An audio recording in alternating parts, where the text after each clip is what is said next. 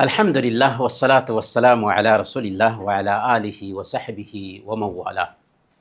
محترم بھائیوں اور بہنوں، السلام علیکم ورحمۃ اللہ وبرکاتہ۔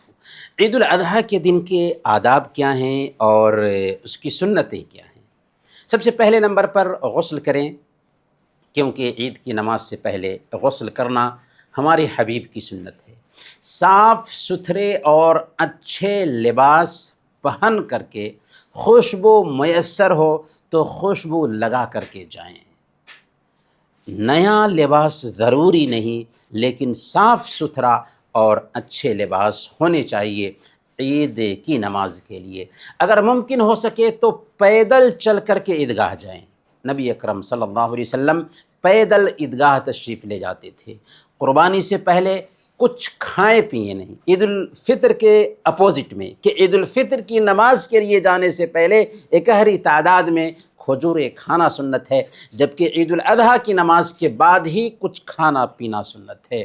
اللہ کے نبی صلی اللہ علیہ وسلم عید الاضحیٰ کے دن کچھ کھاتے نہیں تھے، یہاں تک کہ قربانی کرتے اور اس کا گوشت کھاتے تھے۔ لیکن یاد رکھیں کہ یہ آدھے دن کا روزہ نہیں ہوگا، جیسا کہ جہالت کی بنیاد پر کچھ لوگ سمجھتے ہیں۔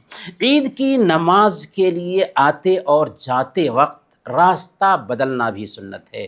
صحیح بخاری کی روایت ہے، حضرت جابر بن عبداللہ رضی اللہ تعالی عنہ بیان فرماتے ہیں کہ کان النبی صلی اللہ علیہ وسلم اذا کان یوم عید خالف الطریق، کہ اللہ کے نبی صلی اللہ علیہ وسلم عید کے دن راستہ بدل کر کے آتے تھے۔ عید کی تکبیرات بھی کہیں، اللہ اکبر لا الہ الا اللہ، اللہ اکبر وللہ الحمد۔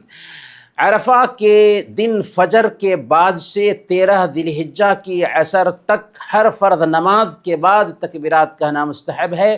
اسی طریقے سے مطلق تکبیریں بھی عشرہ ذی الحجہ اور ایام تشریق کے دنوں میں زور زور سے پکارنی چاہیے۔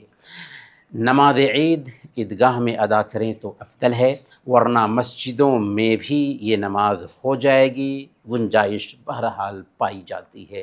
نماز عید 2 رکعت پڑھی جائے گی بغیر اذان اور اقامت کے۔ پہلی رکعت میں قرأت سے پہلے 7 تکبیرات زوائد ہوں گی اور دوسری رکعت میں قرأت سے پہلے 5 تکبیرات زوائد ہوں گی۔ عید کی نماز کے بعد امام خطبہ دے گا، جسے سننا مستحب ہے، بہتر ہے۔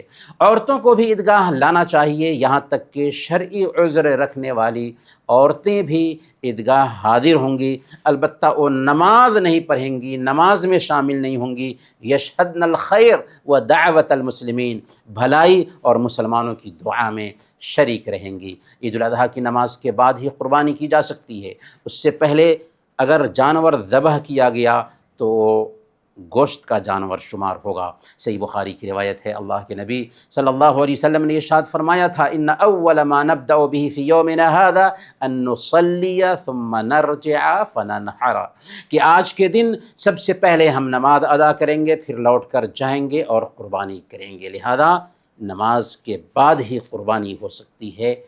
قربانی کا گوشت خود کھائیں، اپنے دوست و احباب کو کھلائیں اور غربا اور مساکین میں بھی تقسیم کریں۔ یہ کچھ آداب تھے عید الاضحیٰ کے۔ اللہ تعالیٰ سے دعا ہے کہ اللہ تعالیٰ ہمیں سنت کے مطابق عید منانے کی توفیق عطا فرمائے۔ آمین۔ وصلی اللہ علی نبینا محمد وعلی آلہ وصحبہ اجمعین۔